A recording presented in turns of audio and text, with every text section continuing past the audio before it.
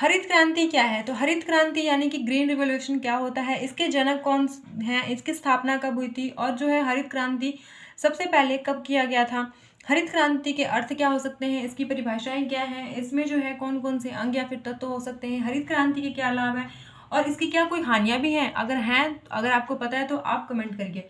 ठीक है, तो सबसे पहले जो है हम इसको डिटेल में पढ़ेंगे। चलिए स्टार्ट करते हैं। सबसे पहले देखिए हरित क्रांति होता क्या है।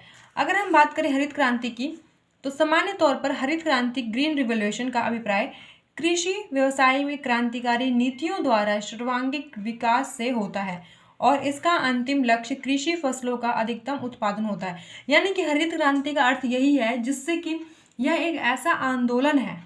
ठीक है, हरित क्रांति जो है यह एक ऐसा आंदोलन है, एक ऐसी क्रांति है जिसके द्वारा अधिक से अधिक जो है विकसित चीज़ों का जो है यूज़ किया जाए, अच्छे अन्न का जो है उत्पादन किया जा सके। ठीक है, फसलों को अधिक मात्रा में जो है उनको उगाया जा सके। और अगर हम बात करें कि हरित क्रांति ये कब हुआ था, तो हरित क्रांति जो है वो 1969 में हुआ था। इसके जनक जो हैं वो डॉक्टर MS स्वामीनाथन है, जिन्होंने की हरित क्रांति की शुरुआत की थी। ठीक है, अगर इसी के अर्थ में हम दूसरा अर्थ देखें तो क्या हो सकता है कि हरित क्रांति कृषि व्यवसाय में अधिकाधिक अच्छा और अधिक अन्न उपजाने का एक संपूर्ण कारगर आंदोलन है। यानी कि हरित क्रांति जो है एक ऐसा आंदोलन है जिसके द्वारा अधिक से अधिक अच्छे और उपजाऊ अनाजों का जो है विकास किया जा सके। ठीक है, तो ये था इसका अर्थ। अब देखिए हरित क्रांति के सहायक अंग या फिर तत्व कौन कौन से, यानी कि इसके एलिमेंट्स कौन है जो कि इसके सहायक अंग बनते हैं। तो सबसे पहले देखिए अधिक उपज देने वाले बीजों का प्रयोग।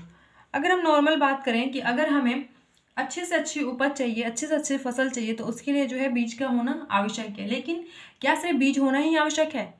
इसके साथ और क्या क्या होना चाहिए? मान लो कि अगर मिट्टी उपजाऊ ना हो तो क्या बीज डालने से आपकी फसल अच्छी हो सकती है? कभी नहीं होगी, है ना।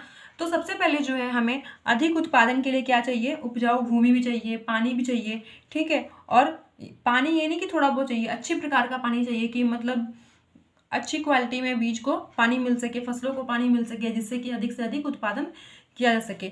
और अगर हम बात करें कि अच्छी क्वालिटी के कहें या फिर अधिक उपज देने वाले बीज जो हैं वो जो है किसानों को कहाँ से मिलते हैं, तो इसके लिए जो है एक राष्ट्रीय बीज निगम बनाया गया है या फिर स्थापित किया गया है, जिसके द्वारा जो है किसानों को अच्छे से अच्छे प्रकार के बीज मिलते हैं ताकि जो है वो अच्छे से अच्छे फसल उगा सकें और आने वाले समय में इससे सरकार को भी लाभ हो और उनको भी लाभ हो। ठीक है, नेक्स्ट पॉइंट देखिए रासायनिक खाद का प्रयोग। तो जैसे कि आपको पता है कि आजकल के टाइम में जो है वैज्ञानिकों द्वारा बनाए गए अनेक प्रकार के खादों का प्रयोग किया जा रहा है।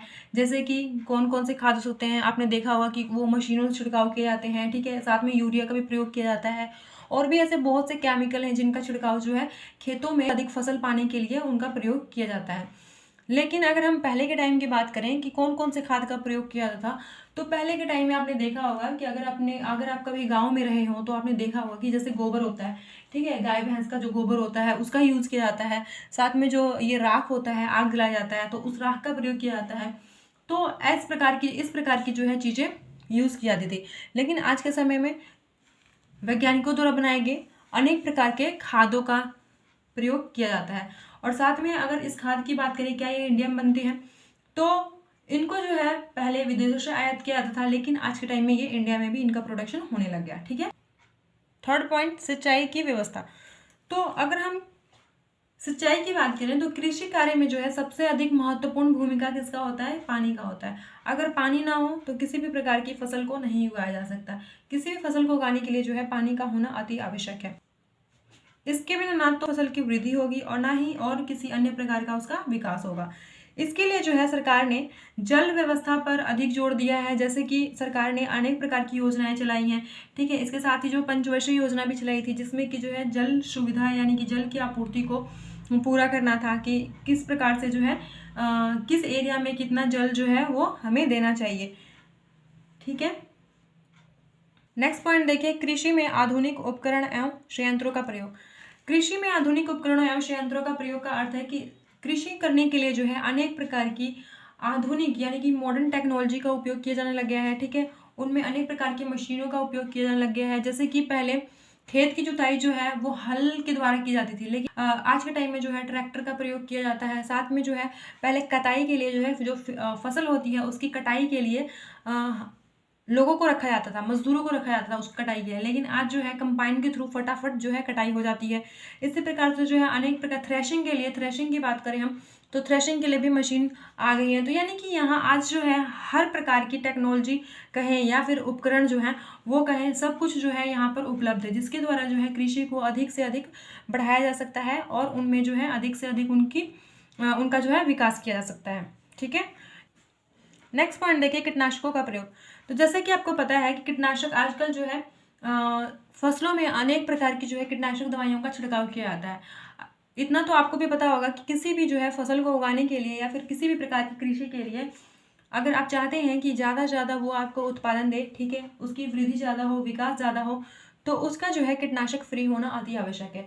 अगर वो कीटनाशक फ्री होगा, ठीक है, तभी तो वो आगे जाके ग्रो कर पाएगा और अच्छी फसल दे पाएगा आपको। सोचो अगर उसमें पहले ही कीड़े लग गए, उसके मतलब विकास होने से पहले उसमें कीड़े लग गए, तो क्या वो फसल आपको अच्छी मिलेगी? कभी नहीं मिलेगी। तो इसमें जो है क्या कीटनाशक दवाइयों का प्रयोग किया जाने लगा, जैसे कि हेलीकॉप्टर के द्वारा जो है छिड़काव किया जाता है दवाइयों का, जिसकी वजह से उसमें कीड़े मकोड़े ना लगे। ठीक है, साथ में जो है एक जैसे आपने देखा होगा कि पीठ पे वो ले लेते हैं कैंपर सा और एक उसमें छिड़कने वाला होता है, ठीक है, तो उसके द्वारा जो है छिड़काव किया जाता है। नेक्स्ट पॉइंट देखिए भू संरक्षण। भू संरक्षण यानी कि भूमि की रक्षा करना। या अब सोचिए आप ही कि भूमि की रक्षा आप कैसे कर सकते हैं।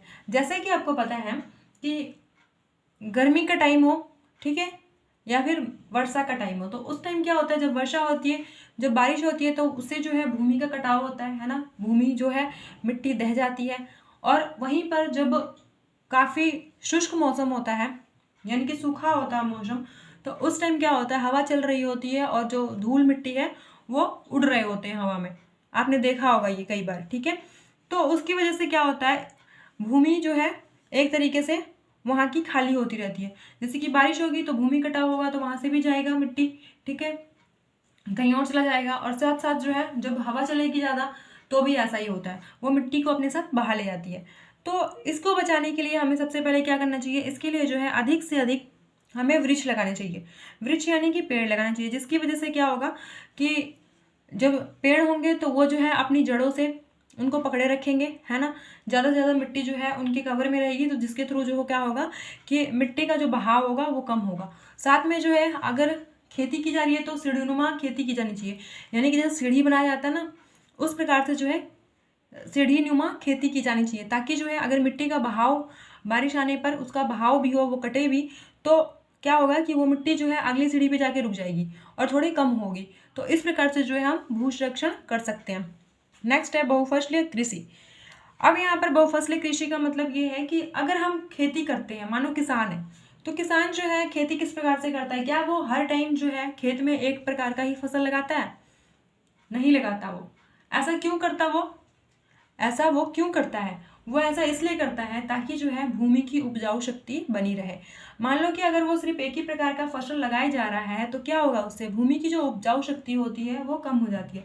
तो इसीलिए जो है किसानों के द्वारा बहुफसली खेती की जाती है। जैसे कि आपने देखा होगा कि सर्दियों के टाइम में गेहूं लगा दिया जाता है, वैसे ही जो है जब गर्मी का टाइम आता है तो वहां पर धान लगाया जाता है। यानी कि एक क्षेत्र में जो है एक वर्ष के दौरान सिर्फ एक ही प्रकार का फसल नहीं लगाया जाता है, यहाँ पर जो है अनेक प्रकार के फसल उगाए जाते हैं। ठीक है, यानी कि गर्मी के मौसम में कुछ और लगाया गया, सर्दी के मौसम में कुछ और लगाया गया, बसंत आई तो कुछ और लगाया गया।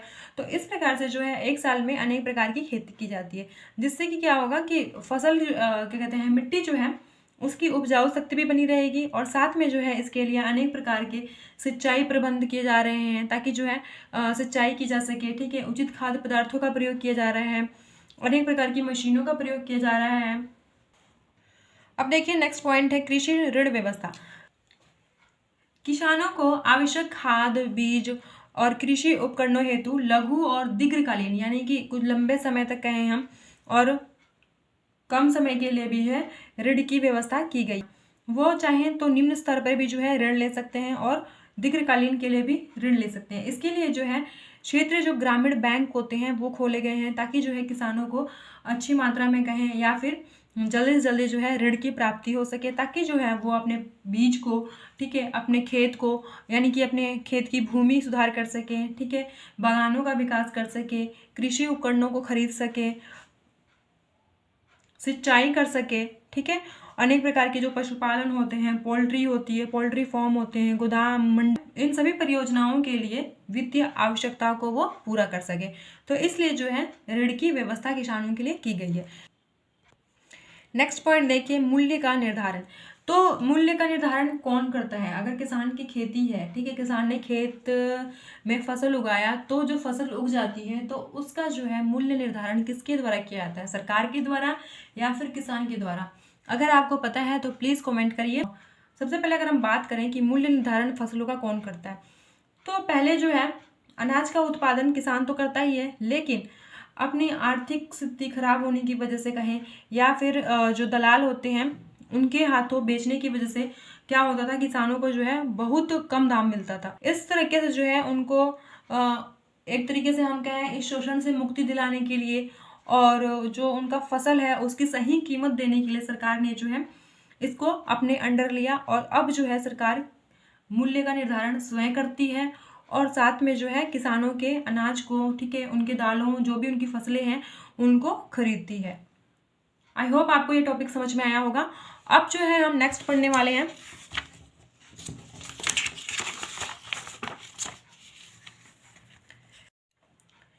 अब देखिए हरित क्रांति के सामाजिक आर्थिक परिणाम या प्रभाव, कि हरित क्रांति की वजह से क्या क्या परिणाम हुआ, इसका क्या प्रभाव पड़ा। तो फर्स्ट पॉइंट है यहाँ पर किसानों की आर्थिक स्थिति में गुणात्मक परिवर्तन। तो किसानों की स्थिति आपको पता है कैसी थी? पहले किसान गरीब थे, ठीक है, गरीब थे, सभी नहीं थे, कुछ थे, ठीक है। उनकी आर्थिक स्थिति काफ़ी ख़राब थी। आर्थिक स्थिति खराब होने की वजह से जो है उनको अपना फसल जो है वो दलालों के हाथों बेचना पड़ता था, जिसका जो है उन्हें बहुत कम कीमत मिलता था, ठीक है। तो क्या हुआ कि किसान जो है इस प्रकार से अपना कार्य करते थे, लेकिन हरित क्रांति के दौरान क्या हुआ, किसानों की आर्थिक स्थिति जो है उसकी गुणवत्ता में परिवर्तन हुआ और उनकी स्थिति में काफ़ी सुधार आया है। नेक्स्ट है गरीबी की रेखा से ऊपर उठना। हरित क्रांति के दौरान जो है जो छोटे किसान थे, जो गरीबी रेखा से नीचे थे, वो किसान जो है अब ऊपर उठ रहे हैं, उनकी स्थिति काफ़ी अच्छी हुई है और उनको जो है विभिन्न योजनाओं में छोटे छोटे किसानों को जो है आर्थिक सहायता प्रदान की जाती है। नेक्स्ट पॉइंट देखिए, रोजगार में वृद्धि।